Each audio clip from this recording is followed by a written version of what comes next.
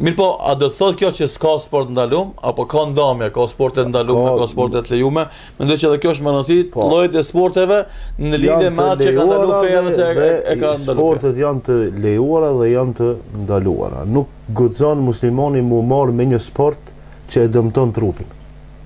Tash jemi duke folë për sport që e zhvillon trupin, ajo për sport që e dëmton trupin. Për shembull në vitin 1980 hoxhallarët e mëdhej, do me thonë muftia me ata hoxhallarë tjerë në Saudi, në Riyadh kanë dhënë fetva në vitin 1980 se boksi është haram.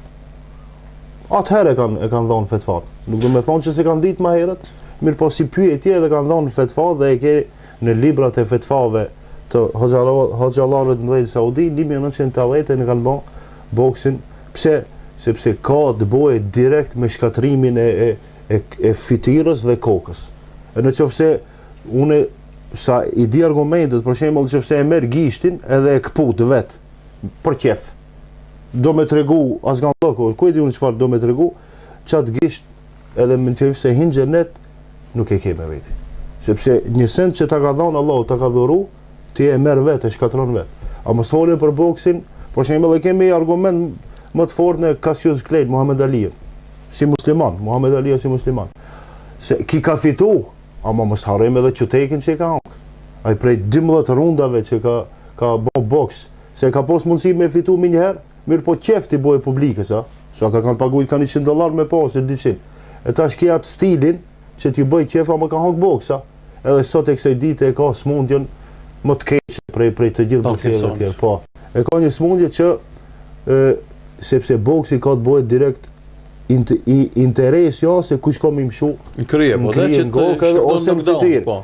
Tash në njerëzit pak dikun deformohet 10-15-20 operacione do me i bën këtë dunjane e që më kam që ta bëjmë operacion që t'ja kthejmë bukurinë që e ka pas, a ne si musliman, jam duke folë për musliman, ata jo musliman, tash nuk na ndëgjojnë neve, ata i kanë ato rregullat e veta, për musliman është sporti ndaluar, apo pse mirën musliman mirën tash, do të thonë edhe me këtë sport, mirë po është, a mos e krahasojmë për shembull boksin me karaten, sa ato llojet e karate kung fu për shembull, ato janë sporte të lejuara nëse nuk është qëllimi me i bën keq dikujt.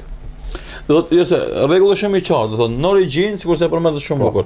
Sportet janë për të bërë zhvillim fizik njeriu. E tash kur të bëhet sporti shkak i damit, normalisht me automatizëm ndalohet. Edhe shembulli e boksit që e përmendë, me sa kam lexuar, lemotë kanë përmendur se kanë thonë, do thotë pejgamberi ka thonë mos i bjerë njeriu në fytyrë. Edhe mos e shaj fytyrën.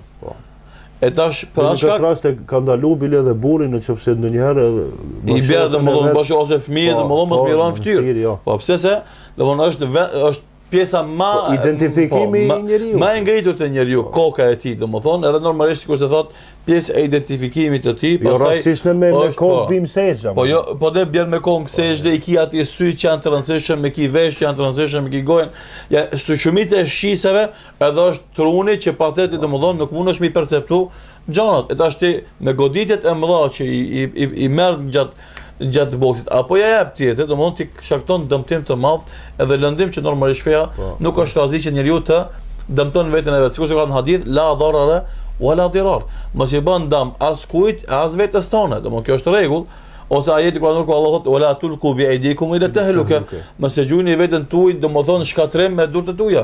E tash ti sikurse përmendë për shembull Muhammed Alin, edhe jo veçaj, po të gjithë ata që janë marrë me sport, ata që janë marrë me sportin e boksit kanë pasoja të mëdha domethënë shëndetësore, pasi që kanë direkt pasoja me krye me trunë domethënë punit.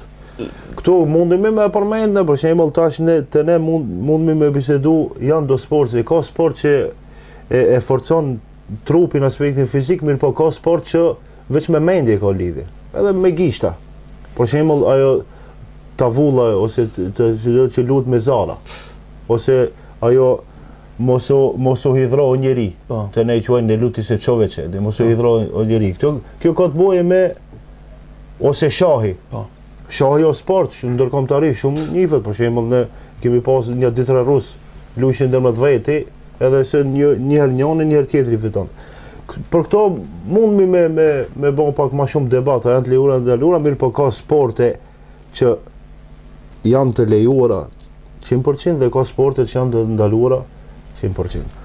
Mund me këtu me bisedu dhe për futbollin. Futbolli është i lejuar, mirë po ka pastaj do ligje. Na jemi të folë për rregullat Po, ballë, se ka do sporte sikur se përmendëm që në start vetvety janë ndalume. Po. Ka sporte që në origjinë janë të lejume, por ka mundësi me pas dome. Për shembull, kur përmendën karaten, se karate ose kung fu ose lloje të tyre. Edhe aty ka goditje në kokë. Mirë po, nuk është epicentri e goditje koka. Po domthon edhe plus bilem në sparing kur dalin domthon gara, karatistët e kanë ndaluar me mira kundërshtarit. E ka obligimin veç me afru te kryet domthon. Me poena. I që në këtë rast i fiton domthon aftësi dhe shkallësi luftarake me karate ose kung fu ose lloje të tjera për më mbrojt në momentet caktuara domthon. Edhe nuk edhe gjatë ballafaqimit dhe luftave që bëhen në rrugë në domethën garat e ndryshme nuk ka goditje, kështu që domthon ai dam që mund të ndodh është i vogël edhe minimal edhe shumë raste inekzistent.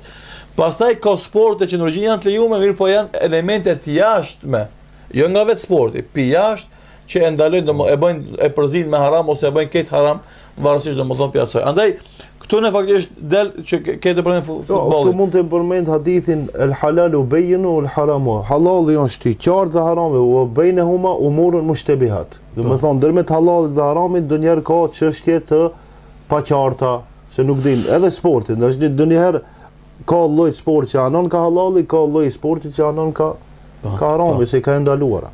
Ama ajo ka të bën me elementet e jashtme që të bëjnë. Atë çka unë desha me kalu një pikë që këtë kjo me qenë hyrje në atë që domethënë do na sot me fol për të, që është problemi më i madh. Domethënë këtë kjo deri tash janë dikush e din, dikush nuk e din, ka mundsi dikush me mësu diçka mirë, po ajo që ndodh sot është ajo që vërej spakonen, ndoshta edhe dikush tjetër.